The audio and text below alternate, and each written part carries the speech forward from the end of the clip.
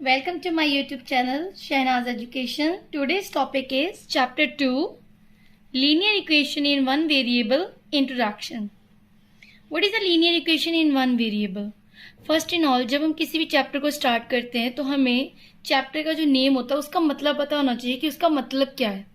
तो चैप्टर का हमारा नेम है linear equation in one variable.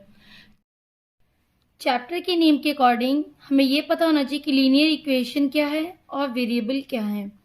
तो linear equation in one variable में वेरिएबल जो वर्ड है वो वेरिएबल वर्ड का मतलब ये है कि जो हमारी इंग्लिश में अल्फाबेटिक होती है ना A to Z, तो वो मैथमेटिक्स में उसको हम वेरिएबल्स कहते हैं। जैसे किसी भी नंबर के साथ लगकर वो एक्सप्रेशन बनाता है, जैसे 5A। तो यहाँ पे देखिए 5A क्या है, नंबर है, और A क्या है, वेरिएबल। क्योंकि मैंने आपको कहा जो भी अल्फाबेटिक होता है वो वेरिएबल होता है और वो किसी भी नंबर के साथ लगता है तो वो एक एक्सप्रेशन होता है जो हमने अर्ली क्लास में पढ़ा हुआ है। जैसे एक एग्जांपल है 2x - 3। अब यहाँ पे देखिए ये भी एक एक्सप्रेशन है जिसमें x क्या है, वेरिएबल है, बाकी 2 और 3 नंबर है वो हमें मालूम है। एग्जाम्पल और ले लें हम तो देखेंगे 3x + y। अब देखिए इसमें वेरिएबल क्या है, y और x और y, इसमें दो वेरिएबल है x और y, और 3 क्या है, नंबर। तो ये भी एक तरह का एक्सप्रेशन है। और एग्जाम्पल हम देख लें, ये क्या है कि x² + 1 या y + z² + 1, कुछ भी सो ऑन, मतलब इस टाइप का कुछ भी हमारे पास हो तो ये एक्सप्रेशन होता है जिसमें वेरिएबल्स होते हैं, जिसमें यहाँ पे 2 वेरिएबल है। यहाँ पे देखिए वेरिएबल में पावर कितनी है, 2 है। ये भी एक एक्सप्रेशन है, इसमें भी 2 वेरिएबल है जिसमें z की पावर 2 है। इस टाइप के जितने भी हमारे पास एक्सप्रेशन है ये सब के सब क्या है, एक्सप्रेशन है जिसमें x, y, a और z जो है वो क्या है, वेरिएबल है। तो आपको वेरिएबल पता चल गया और आपका एक्सप्रेशन पता चल गया। फिर हमने यहाँ पे है क्वेश्चन हमारा वन वेरिएबल। वन वेरिएबल का मतलब क्या है? वन वेरिएबल का मतलब है कि कोई भी लीनियर इक्वेशन होगी उसमें सिर्फ वन वेरिएबल, सिर्फ एक वेरिएबल का यूज करेंगे, या a है तो उस पूरी लीनियर इक्वेशन में सिर्फ a होना चाहिए। अगर x है तो पूरी इक्वेशन में x होना चाहिए। जैसे ये देखिए थर्ड वाला, इसमें x और y है, इस एक्सप्रेशन में x और y है, तो इसी एक एक्सप्रेशन में क्या है, दो वेरिएबल है। तो यहाँ पे सिर्फ कहने का मतलब जो भी लीनियर इक्वेशन होगी उसमें दो वेरिएबल नहीं, ना 3 वेरिएबल, सिर्फ एक वेरिएबल होना चाहिए। तो उसी को हम linear equation in one variable कहेंगे। अभी हमने वन वेरिएबल का मतलब समझ लिया कि वेरिएबल क्या है, वन वेरिएबल क्या है। अब हम देखेंगे कि लीनियर इक्वेशन क्या है। आपको पता है कि एक्सप्रेशन ये चीजें होती हैं जब इसी एक्सप्रेशन को हम किसी चीज के इक्वल कर देते हैं। जैसे कि एक एग्जांपल मैं आपको दे रही हूँ, मान लीजिए मैं पहली एग्जांपल देती हूँ 5A। ये हमारे पास एक्सप्रेशन है, इसको अगर मैं कह दूं कि 5A जो है वो 10 के इक्वल है। मैंने क्या बोल दिया कि जो 5A है वो 10 के इक्वल है। अब मैंने यहाँ पे इक्वलिटी का साइन लगा दिया। तो अब जब हम किसी, यहाँ पे एक वेरिएबल है, एक नंबर है, उन दोनों के जो एक एक्सप्रेशन था उसको इक्वलिटी देके ये बता दिया कि ये 10 के इक्वल है। तो इससे ये क्या हुआ, ये एक्सप्रेशन जो है वो चेंज होकर इक्वेशन में बदल गया। अब ये एक्सप्रेशन नहीं रहेगा, अब ये इक्वेशन बन गया, क्योंकि इसमें इक्वलिटी का हमने साइन लगा दिया और किसी अदर नंबर के इक्वल कर दिया। तो अब इससे क्या होगा कि ये इक्वेशन बन जाएगा। तो अब हमें ये पता चल गया कि इक्वेशन क्या चीज है। अब हम देखेंगे कि लीनियर इक्वेशन क्या होते हैं। लीनियर इक्वेशन में क्या होता है कि जैसे वेरिएबल है, जैसे इसी नंबर में देखिए वेरिएबल कितना है, a वेरिएबल की पावर, जैसे मैंने बताया अभी यहाँ पे हमने बात की थी x² + 1, इसमें एक वेरिएबल की पावर कितनी थी, 2। इसको पावर कह दे, डिग्री कह दे, जो आप कह सकते हैं। तो जैसे ये इसकी पावर जो है वो कितनी है, 2 है, तो ये कितना हुआ, ये लीनियर नहीं रहा, ये क्वाड्रिक बन गया। तो लीनियर का मतलब ये है कि उसका जो वेरिएबल है उसकी जो पावर है वो हमेशा 1 होनी चाहिए या 1 से स्मॉल होनी चाहिए, या तो वो जो मैं यहाँ पे लिख देती हूँ वेरिएबल जो है, वेरिएबल की जो हाईएस्ट पावर है, यहाँ पे लिखते हैं वेरिएबल की हाईएस्ट पावर या तो 1 होनी चाहिए या 1 से छोटी होनी चाहिए। वेरिएबल ऑफ हाईएस्ट पावर, कि वेरिएबल की हाईएस्ट पावर या तो 1 हो या 1 से छोटी हो, तभी वो लीनियर इक्वेशन होगा। अगर जैसे मैंने एक एग्जाम्पल देती हूँ आपको, जैसे यहाँ पे एग्जाम्पल है x² + 1 = 9। मैंने ये कह दिया आपको कि x² + 1 = 9 है, तो क्या ये लीनियर इक्वेशन रहेगी? ये लीनियर नहीं होगा, ये लीनियर इक्वेशन नहीं होगी। तो ये कौन सी इक्वेशन होगी? ये क्वाड्रिक होगी, जो हम नेक्स्ट अब हम कुछ एग्जांपल से ये समझेंगे कि वो जो इक्वेशन हमें दे रखी है वो लीनियर इक्वेशन वन वेरिएबल है या नहीं है। तो चलिए एग्जांपल हम करते हैं। जैसे एग्जांपल पहला है 2x - 3 = 7। तो यहाँ पे देखिए, पहली तो बात इसमें इक्वालिटी का साइन है, इसका मतलब ये इक्वेशन है। फिर उसके बाद जो वेरिएबल है वो कितना हमें यहाँ पे दे रखा है? 1 वेरिएबल, मतलब एक वेरिएबल है, तो इसका मतलब ये इक्वेशन इन 1 वेरिएबल है और वेरिएबल की जो पावर है वो 1 है, इसका मतलब ये लीनियर है।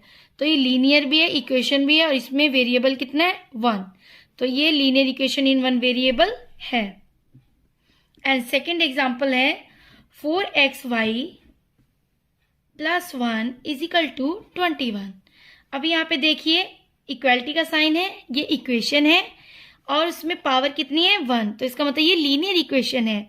अब वेरिएबल देखते हैं, क्या इसमें 1 वेरिएबल है? इसमें 2 वेरिएबल है, क्योंकि इसमें एक वेरिएबल x है, एक वेरिएबल y है। तो ये लीनियर इक्वेशन इन 2 वेरिएबल है, 1 वेरिएबल नहीं है। तो ये लीनियर इक्वेशन 1 वेरिएबल नहीं है। अब एग्जाम्पल और देख लेते हैं। x² + 2 = 11। अब यहाँ पे देखिए इक्वालिटी का साइन है, this is a equation, but variable भी 1 है, तो 1 वेरिएबल, पर वेरिएबल की जो पावर है वो 2 है, 1 नहीं है। तो इसका मतलब ये तो लीनियर इक्वेशन नहीं है, ये क्वाड्रिक इक्वेशन बन गई। तो इसका मतलब लीनियर इक्वेशन इन 1 वेरिएबल ये नहीं है। तो हमें अब ये पता चल गया है कि लीनियर इक्वेशन इन 1 वेरिएबल होने के लिए क्या क्या चीजें होनी चाहिए। एक तो हमारे पास एक वेरिएबल होना चाहिए, वेरिएबल की पावर 1 होनी चाहिए और इक्वलिटी का साइन होना चाहिए। तो ये equation linear equation in 1 variable होगा। तो हमारा नेक्स्ट टॉपिक है, and next topic is how to solve linear equation in 1 variable. अब हमें लीनियर इक्वेशन पता चल गया है कि लीनियर इक्वेशन 1 वेरिएबल क्या होता है। अब उसको हम सॉल्व कैसे करेंगे? जैसे कि हम कोई एग्जांपल दे देते हैं, y + 4 = 10। This is a linear equation. अब हमें इसे सॉल्व करना है, मतलब इसमें से हमने वेरिएबल की वैल्यू फाइंड करनी है कि वेरिएबल किसके इक्वल है। तो हमारे पास 2 मेथड हैं किसी भी लीनियर इक्वेशन इन 1 वेरिएबल को सॉल्व करने का। लेकिन इसमें पहला एक टाइप भी है, जैसे इस लीनियर इक्वेशन की टाइप है कि इसमें हमने क्या करना है, वेरिएबल को वन साइड करना है और नंबर को अदर साइड करना है। अगर इस टाइप का हमें करना हो, वेरिएबल वाले सम को सॉल्व करना हो, लीनियर इक्वेशन वाले सम को सॉल्व करना हो, तो हमें 2 मेथड दे रखा है इसको सॉल्व करने का। हमारे पास 2 मेथड हैं।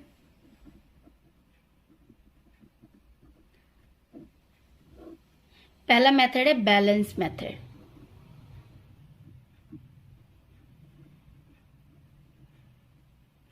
पहला मेथड है बैलेंस, दूसरा मेथड है ट्रांसपोजिंग मेथड।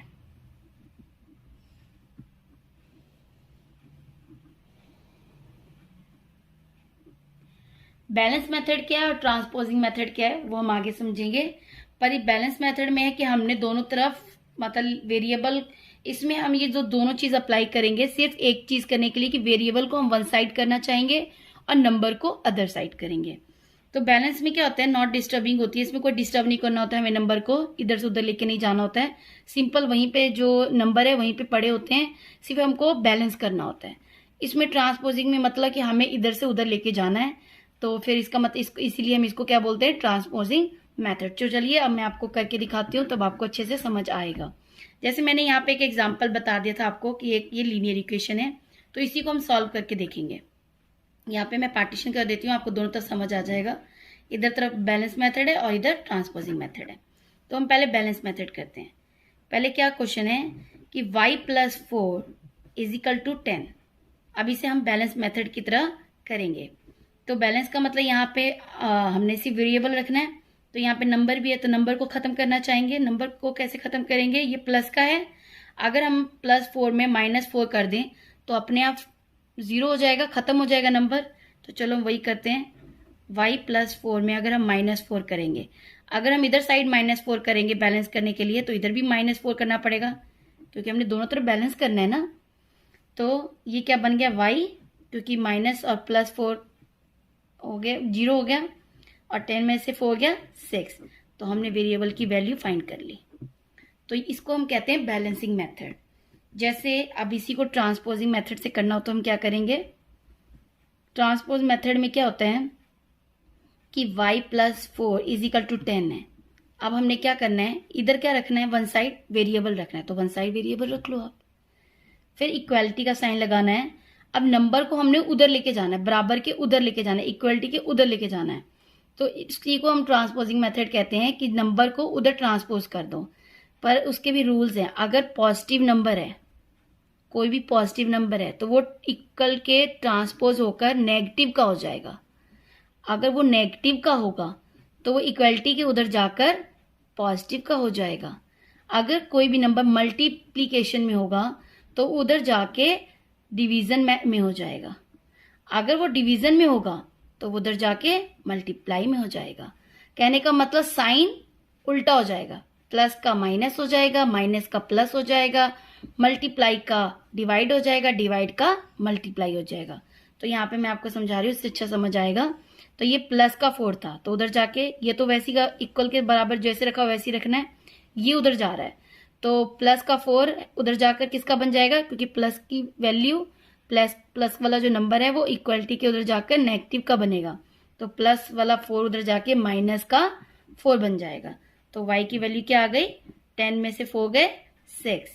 तो ये ट्रांसपोजिंग मेथड के द्वारा हमने निकाल लिया y और 6। अब मैं आपको एक मल्टीप्लाई वाला दे देती हूँ, उससे आपको ये वाले दो सम समझ आ जाएंगे। तो क्वेश्चन है मेरा नेक्स्ट एग्जाम्पल, दोनों मेथड से बता देती हूँ आपको। 3x minus 2 is equal to 13। इसमें हमने वेरिएबल को एक तरफ रखना है, तो उसमें ये वेरिएबल है, ऐसे है वेरिएबल तो x ही है, लेकिन पहले हम एक एक चीज़ों को पहले बैलेंस करेंगे। पहले नंबर को हम ख़त्म करने की कोशिश करेंगे। तो ये वेरिएबल के साथ वाले को हम यहाँ रहने देते हैं, और -2 को अगर ख़त्म करना है तो +2 कर दें। तो हम +2 यहाँ पे ऐड कर देते हैं, और यहाँ पे भी हमें +2 ऐड करना पड़ेगा क्योंकि बैलेंस करना है। तो यहाँ पे किया तो ये 0 बन गया, यहाँ पे 3x रह गया, और ये क्या बन गया 15। 13 + 2 15। फिर उसके बाद देखिए आप, अब x के साथ 3 किस में है, मल्टीप्लाई में है। जब किसी के साथ अटैच होता है तो वो मल्टीप्लीकेशन में होता है एक दूसरे के। तो ये मल्टीप्लीकेशन क्या हो जाएगा, यहाँ पे इसको अगर हम ख़त्म करना चाहेंगे तो क्या करेंगे, 3 के साथ ही डिवाइड कर दें। मतलब 3x को अगर हम 3 से डिवाइड कर देंगे तो 3 के साथ 3 कैंसिल आउट हो जाए तो x रह जाएगा। और फिर यहाँ पे अगर हम 3 से डिवाइड करें तो इधर भी हमें 3 से डिवाइड करना पड़ेगा, क्योंकि बैलेंस करना है हमने। तो जब ये हम करेंगे तो 3 के साथ 3 कैंसिल हो गया, x रह गया, और यहाँ पे 3 से 15 को हम कैंसिल करेंगे तो 5 रह जाएगा। तो x की वैल्यू कितनी आएगी 5। देखो यहाँ पे हम किसी भी जो हमारे पास नंबर दे रखा है इसको हम डिस्टर्ब नहीं कर रहे हैं, सिर्फ बैलेंस कर रहे हैं। अब हम क्या करेंगे इधर ट्रांसपोज मेथड से इसी सम को, 3x minus 2 is equal to 13। अब यहाँ पे देखिए जो वेरिएबल है उसको पहले ऐसे ही रहने दो, और ये जो नंबर है वेरिएबल के बाद जो नंबर बचते हैं उसको हम उधर ले जाते हैं, इक्वलिटी के उधर जाएंगे तो साइन क्या हो जाएगा चेंज, माइनस का क्या हो जाएगा प्लस, 13 का 13 तो वैसे ही रहेगा, और ये माइनस उधर जाके क्या बन गया प्लस का 2, तो ये बन गया 15, और ये बन गया 3x। अब देखिए ये किसमें मल्टीप्लाई में 3, वेरिएबल सिंगल रह गया, ये मल्टीप्लाई उधर जाके किसका बन गया डिवाइड का।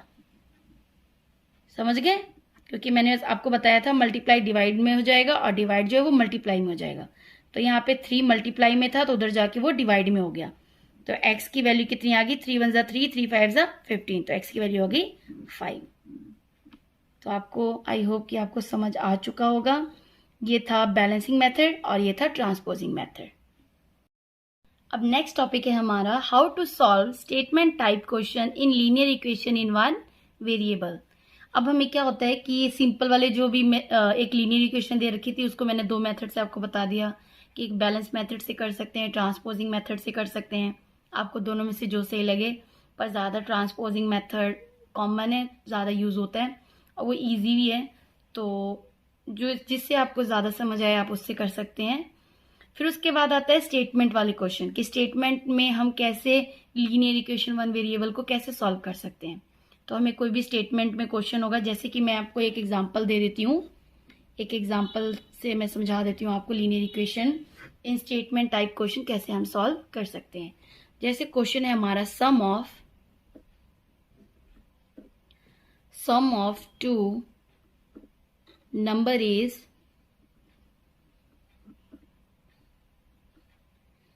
35,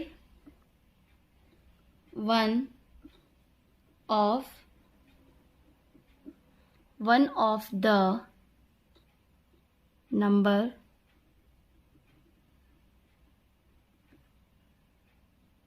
is 5 more than the others. What are the number?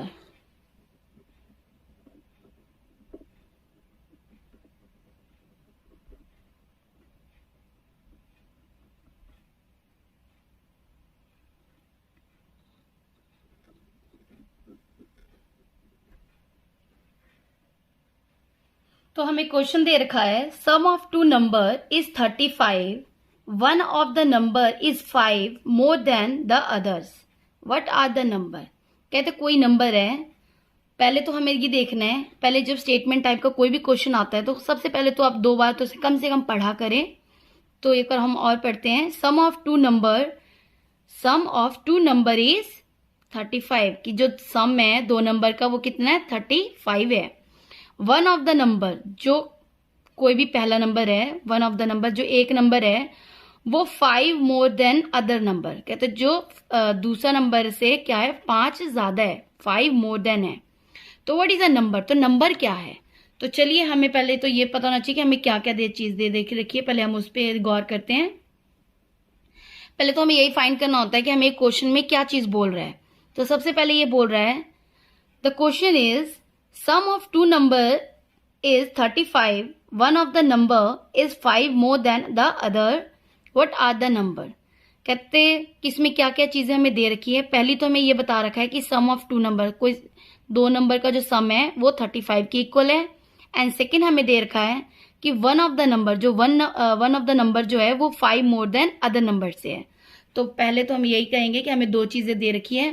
पहले हमें एक चीजें क्या दे रखी है कि एक वन ऑफ द जो नंबर है वो 5 मोर देन है अदर से, एंड सेकेंड हमें दे रखा है देयर सम इज 35। तो चलिए हम स्टार्ट करते हैं। मान लो कि जो हमें नंबर है स्मॉल वाला नंबर वो मान लो कि हमें x है, क्योंकि हम पिछली क्लास में भी हम ऐसे पढ़ते आते हैं, जो भी स्मॉल नंबर होता है उसको हम x मान लेते हैं, फिर उसका लार्ज नंबर को जो हमें दे रखा होता है इक्वेशन के अकॉर्डिंग उसको मान लेते हैं। तो हमने यहाँ पे मान ला लेट स्मॉल नंबर इज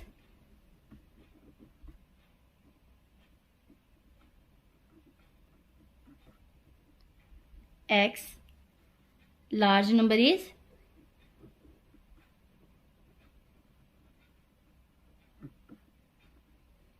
यहाँ पे क्या दे रखा है 5 मोर, तो मतलब नंबर में 5 मोर, x प्लस 5। फिर दे रखा है sum of two number is एक ये नंबर है एक ये नंबर है, दोनों नंबर का जो सम है वो कितना है 35। तो अकॉर्डिंग टू क्वेश्चन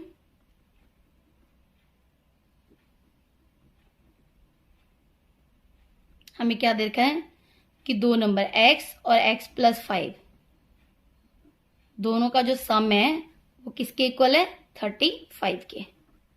ठीक है, फिर उसके बाद हम इसको सॉल्व करेंगे। तो सॉल्व हम ट्रांसपोजिंग मेथड से ही करेंगे। आप देख लो x प्लस x कितना हो गया 2x।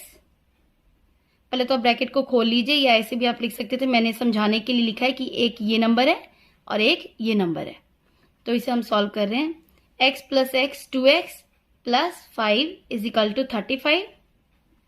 2x यहाँ पे रह गया, प्लस का 5 इधर जाके माइनस का 5, तो 35 में से 5 गए 30, इधर 2x। x की वैल्यू क्या आ गई 30/2, क्योंकि यहाँ पे ये मल्टीप्लाई में था, इधर जाके किस में बन गया डिवाइड में। तो x की वैल्यू क्या आ गई 2 1 2 और ये किस पे कट गया 15 पे। 15 टू ज़ा 30, तो x की वैल्यू आ गई 15। तो हमें पता चल गया, तो हमें क्या निकला, देन स्मॉल वैल्यू या स्मॉल नंबर इज 15, क्योंकि स्मॉल नंबर x था ना, तो x का मतलब 15 एंड लार्ज नंबर इज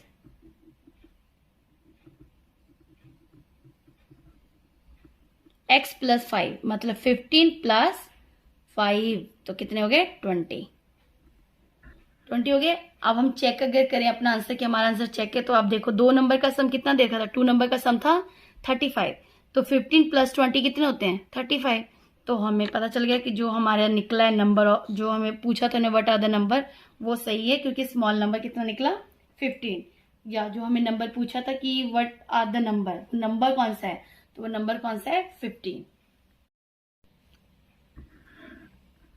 अब हमें नेक्स्ट क्या पता करना है कि solving equation having the variable on both side. पहले क्या था कि variable in one side and number is other side. अब दे रखा है कि अगर दोनों तरफ वेरिएबल आ जाए, दोनों साइड वेरिएबल आ जाए, तो हम कैसे सॉल्व करेंगे लीनियर इक्वेशन को। तो चलिए हम करते हैं, एग्जाम्पल ले लेते हैं कोई भी जिसकी तरफ दोनों तरफ वेरिएबल हो। 2x plus 6 is equal to x plus 10। देखिए इक्वलिटी के इधर भी लेफ्ट साइड भी वेरिएबल है x, और राइट साइड भी देखें तो x वेरिएबल है। तो दोनों साइड हमने बोथ साइड क्या ले लिया, वेरिएबल ले लिया। अब हम इसे कैसे सॉल्व करेंगे वो देखते हैं। इसमें भी वही स्टेप है कि वेरिएबल को हम वन साइड करेंगे और नंबर को अदर साइड। तो वेरिएबल कौन है, 2x वाले और x वाले, ये वेरिएबल वाले हैं, तो इसको हम एक साइड कर लेते हैं। 2x तो यहीं पर है, और ये x जब इधर आएगा ट्रांसपोजिंग मेथड के अकॉर्डिंग, तो ये x किस में है, जिसके आगे कोई साइन है तो वो पॉजिटिव नंबर ही होता है, तो वो पॉजिटिव इधर आके नेगेटिव का वेरिएबल हो गया, -x, इक्वलिटी का साइन। फिर 10 का 10 यहीं पे रहेगा, और प्लस 6 उधर जाकर किसका हो जाएगा, माइनस का 6। 2x में से x गया x, 10 में से 6 गया 4, तो x की वैल्यू कितनी आ गई, 4। तो ऐसे ही हम बोथ साइड वाले वेरिएबल के लीनियर इक्वेशन को सॉल्व करेंगे। अब हमारा नेक्स्ट टॉपिक है reducing equation two simple form. अब हमें लीनियर इक्वेशन दे रखा होगा कॉम्प्लिकेटेड थोड़ा, उसे हम क्या करेंगे, एक सिंपल फॉर्म में बनाएंगे, किस तरीके से, रिड्यूस करके। तो चलिए हम ट्राई करते हैं। एग्जाम्पल मैं यहाँ पे ले लेती हूँ आपको, 3x plus 2 upon 3 plus 2x by 6 is equal to x minus 3 by 6। तो अब हम क्या करेंगे, हमें ये क्वेश्चन दे रखा है, इसको हम पहले सिंपल फॉर्म में बनाएंगे। सिंपल फॉर्म बनाने के लिए पहले हम डिनोमिनेटर का एलसीएम ले लेंगे। जब डिनोमिनेटर का हमने एलसीएम ले लिया तो वो हमारे पास क्या आया, 6 आया। जो एलसीएम आएगा उसी से हम सबको मल्टीप्लाई कर देंगे। तो पहला स्टेप है हमारा मल्टीप्लाई ही करना है हमने, तो हम लिखेंगे मल्टीप्लाई बोथ साइड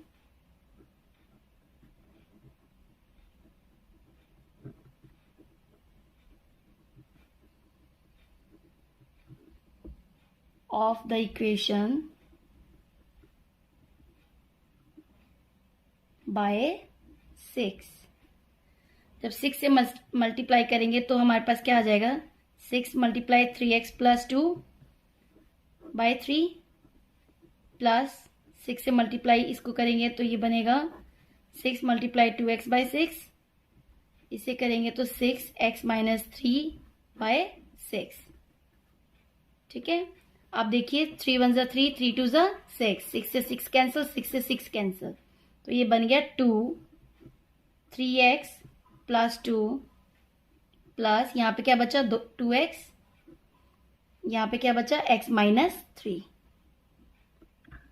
अब देखिए ये एक सिंपल फॉर्म में बन गया। पहले कहाँ ये कॉम्प्लिकेटेड था, थोड़ा डिनोमिनेटर टाइप का था, अब ये सिंपल फॉर्म में इक्वेशन बन गई। अब अब सॉल्व करना इजी है, किसी भी मेथड से, ट्रांसपोजिंग मेथड से, बैलेंसिंग मेथड से, किसी भी मेथड से कर दें। पहले हम इसको सॉल्व करेंगे, 3 2 ज़ा 6x, 2 2 ज़ा 4 plus 2x is equal to x minus 3। अब देखिए जो वेरिएबल हैं, इसमें वेरिएबल वाले ये हैं और ये हैं, आप इसको इकट्ठा कर लें वेरिएबल वालों को, तो 6x प्लस 2x, ये तो 8x ही बन गया। और ये प्लस का एक्स उधर जाकर माइनस का एक्स, माइनस का 3 यहीं पे रहा और ये प्लस का 4 उधर जाकर माइनस का 4। तो 8x में से x गया 7x और -3 - 4 -7। तो x की वैल्यू क्या आ गई -7/7, क्योंकि ये मल्टीप्लाई उधर जाके डिवाइड में बन गया। जब 7 से 7 कैंसिल हो गया तो आंसर आ गया -1। तो अब हमारे पास x की जो वैल्यू है वो क्या आ गई -1। तो इस तरीके से हम वेरिएबल की वैल्यू सॉल्व कर सकते हैं बाय रिड्यूसिंग मेथड। इसमें अगर हमें चेक करना हो कि left hand side is equal to right hand side है तो x की वैल्यू को यहाँ पे पुट कर देंगे तो हम चेक भी कर सकते हैं कि हमारा जो x निकला है वो सही है या मेथड। किसी लीनियर इक्वेशन को हम क्रॉस मल्टीप्लिकेशन मेथड से कैसे सॉल्व कर सकते हैं। तो चलिए एग्जाम्पल इसकी भी देखते हैं। जैसे हमें इस टाइप का क्वेश्चन दे रखा हो, इस टाइप का लीनियर इक्वेशन हमें दे रखा हो,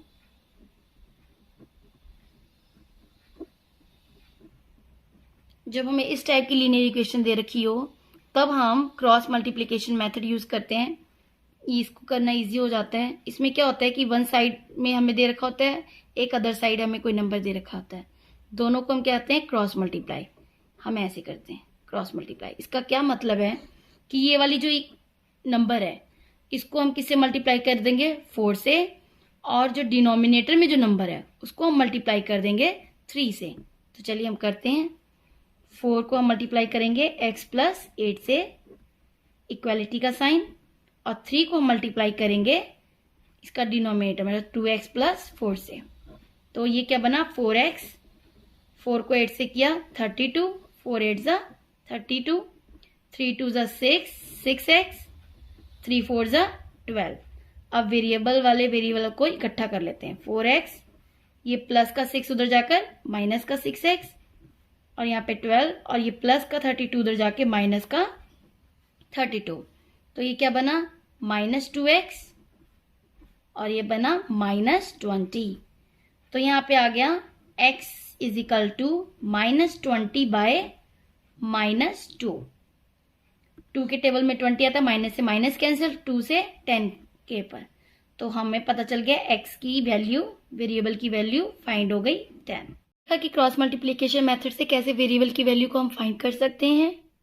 इसी तरह हमारा जो सेकंड चैप्टर का इंट्रोडक्शन है वो खत्म होता है।